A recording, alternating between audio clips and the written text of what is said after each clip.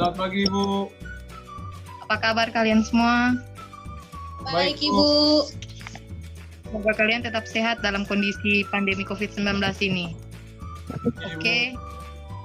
Sebelum kita memulai pelajaran ini, saya mengajak kita semua untuk mari kita bersama-sama berdoa bersama menurut keyakinan dan agama kita masing-masing. Berdoa mulai. 12 seconds later. Sebelum kita lanjut ke materi, saya akan mengambil absen dari kalian dulu. Brian, Hadir, Ibu. Melissa, Hadir, Ibu.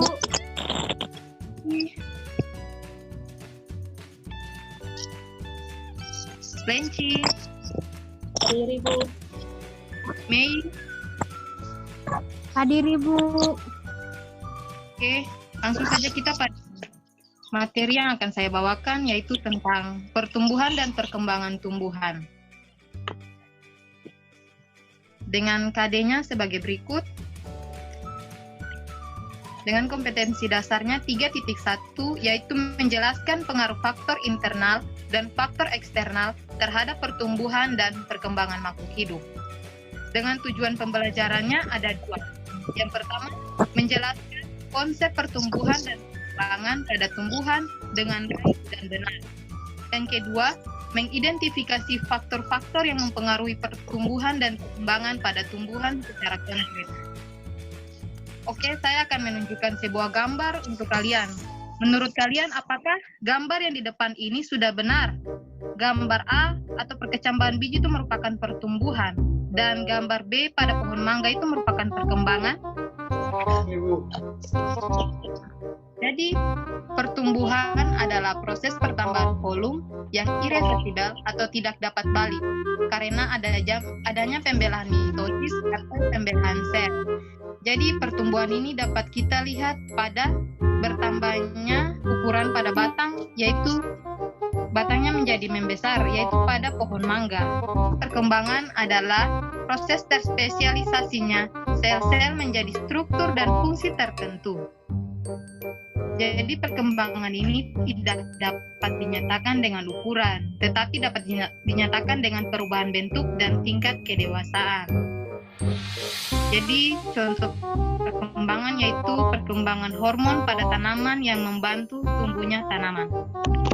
Untuk mengetahui tahapan pertumbuhan dan perkembangan, saya akan mengajak kita untuk melihat pada pertumbuhan biji.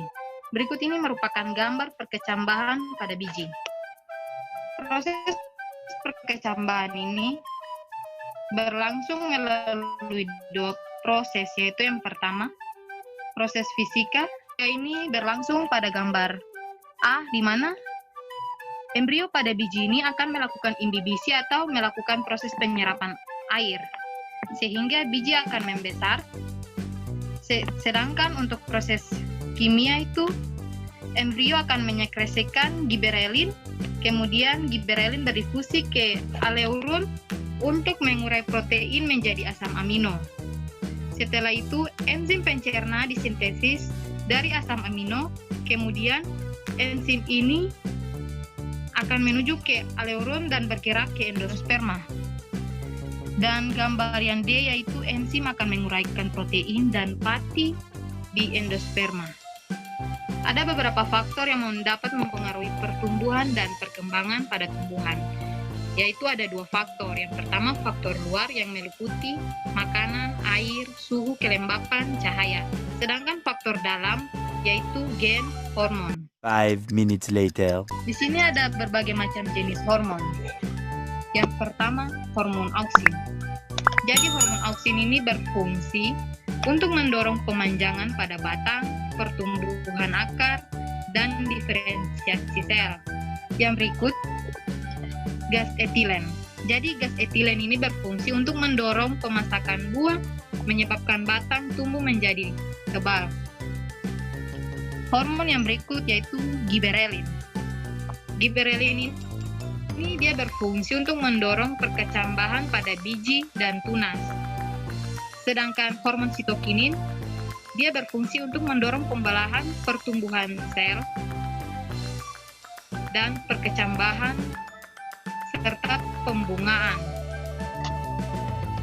Oke, demikian materi yang dapat saya bawakan.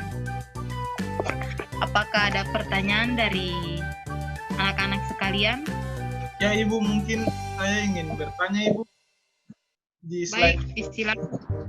slide yang faktor-faktor itu Ibu. Nah, slide ini Ibu. Nah, untuk faktor luar itu cahaya. Ibu bisa jelaskan itu perbedaan apa tumbuhan yang tumbuh di tempat yang terang dan tumbuhan yang tumbuh di tempat gelap. Ya, terima kasih Ibu. Sambil menunggu pertanyaan yang lain, saya menjawab pertanyaan dari Brian dulu. Ibu. Oke, pertanyaan Brian dan terang. Jadi, cahaya ini sangat mempengaruhi dalam proses pertumbuhan. Karena ketika tumbuhan itu ditaruh di tempat yang terdapat cahaya, maka pertumbuhannya akan terhambat. Karena cahaya itu akan mematikan yang namanya hormon auksin. Hormon auksin ini berfungsi dalam proses pemanjangan pada batang. Ketika kita melihat bahwa tumbuhan itu akan lebih cepat memanjang batangnya, jadi dia lebih panjang daripada tumbuhan yang berada di tempat yang terkena cahaya. Sebagaimana hormon auksin ini, dia lebih aktif di tempat yang gelap. Oke, Bu. Terima kasih, Bu. Oke. Mungkin ada pertanyaan dari yang lain? A few moments later. Oke. Karena sudah tidak ada lagi pertanyaan, maka Ibu akan memberikan kalian tugas. Yang pertama, Ibu akan mengirimkan LKS ke grup WA kita, dan juga untuk menilai seberapa jauh pemahaman kalian terhadap materi yang sudah Ibu bawakan. Dan tugas yang kedua yaitu Ibu akan menyuruh kalian untuk melakukan praktikum di rumah. Jadi hasilnya akan kalian kirimkan ke grup WA dalam bentuk laporan. Ya, Ibu. Oke, Bu, siap, Bu. Oke.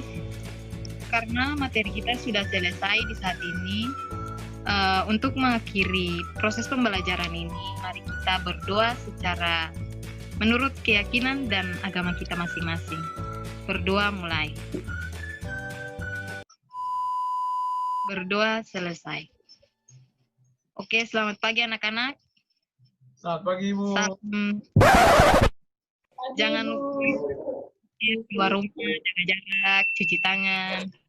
Siap, Bu. Siap, Bu. Terima kasih, Bu. Selamat pagi. Pagi, Bu.